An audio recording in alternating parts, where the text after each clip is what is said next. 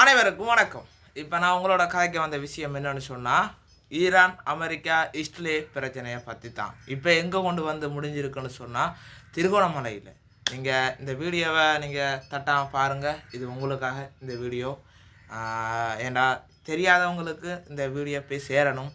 ஏண்டா கடைசியில் வந்து எங்கே கொண்டு முடிய போதுன்னு சொன்னால், ஸ்ரீலங்காவில் தான் இந்த பிரச்சனை கொண்டு போய் முடிக்க போகிறாங்க. எங்களுக்கு தெரியுது. தட்டாமல் பாருங்கள் இந்த வீடியோவை. இது உங்களுக்காக. வணக்கம் உறவுகளே, நாங்க இன்று ஏற்கனவே 2 செய்திகள் போட்டிருந்தோம். சிவனே என்றிருந்த இலங்கைக்கு வந்த சோதனை என்றும் அமெரிக்கா அடிச்சு மூழ்கடிச்ச ஈரானிய கப்பல்ல இருந்து ஆட்களை காப்பாத்தினதென்றும் நாங்க சொல்லியிருந்தோம். ஆனா இப்ப நிலைமை நாங்க நினைச்சதை விட ரொம்பவே விபரீதமா போய்கொண்டிருக்கு. இலங்கையோட எல்லைக்குள்ள இப்ப இன்னொரு ஈரானிய போர்க்கப்பல் வந்திருக்கு என்றதுதான் இப்போதைய பரபரப்பான செய்தி. இந்த செய்திய வேற யாருமில்ல, ஜனாதிபதி அனுரகுமார திசாநாயக்கவே நேரடியா உறுதிப்படுத்தியிருக்கார். நேற்று நடந்த அந்த சம்பவத்தை ஒருக்கா திரும்பி பார்த்தா, கடலுக்கடியில் இருந்து வந்த அமெரிக்க நீர்மூழ்கி கப்பல் ஈரானோட ஒரு ஃப்ரிகேட் ரக போர்க்கப்பலை ஏவுகணை போட்டு நடுக்கடல்ல மூழ்கடிச்சது. அதுல இருந்து எத்தனையோ சடலங்களை மீட்க இலங்கை உதவி செய்து என்றதை நாங்க ஏற்கனவே பார்த்தோம். உலக நாடுகள் மத்தியில இலங்கை யாருக்கு ஒரு பக்கம் சாயுது என்று பேச்சு வந்த நேரத்துல தான் நாங்க மனிதாபிமான அடிப்படையில தான் உதவி செய்யறோம் என்று இலங்கை பதில் சொல்லுச்சு. ஆனா அந்த சண்டை இப்ப இலங்கையோட வாசலுக்கே வந்துட்டுது என்றதுதான் இப்ப இருக்கிற கசப்பான உண்மை.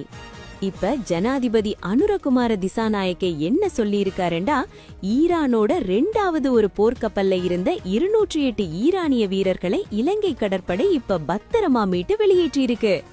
நேற்று நடந்த அந்த தாக்குதலுக்கு பிறகு இந்த 2வது கப்பலும் அமெரிக்காவோட இலக்கா இருக்கலாம் என்ற பயம் எல்லாருக்கும் இருந்தது.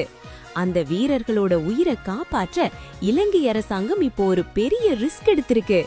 208 ஈரானிய வீரர்களையும் மீட்டு அவங்களுக்கு தேவையான முதலுதவிகளை இப்ப எங்கட கடற்படை செய்து கொண்டிருக்கு.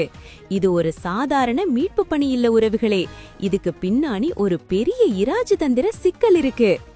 அது மட்டுமில்ல, ஜனாதிபதி இன்னொரு முக்கியமான முடிவை எடுத்திருக்கார். அந்த ஈரானிய போர்க்கப்பலை இலங்கை தன்னோட கட்டுப்பாட்டுக்குள்ள டேக் ஓவர் கொண்டு வந்து அதை இலங்கையோட மிக முக்கியமான திருகோணமலை துறைமுகத்துக்கு கொண்டு போக உத்தரவிட்டிருக்கார். ஏன் திருகோணமலை? அங்கதான் உலகத்திலேயே ஆழமான இயற்கை துறைமுகம் இருக்கு.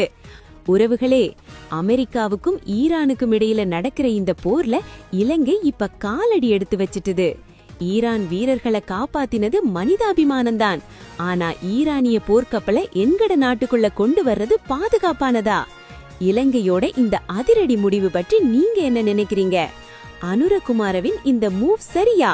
உங்களோட ஆழமான கருத்துக்களை கீழே கமெண்ட்ல சொல்லுங்க. தொடர்ந்து போர்க்கள அப்டேட்களை உடனுக்குடன் தெரிஞ்சுக்க நம்மட சேனலை சப்ஸ்கிரைப் பண்ணுங்க. நன்றி, வணக்கம்.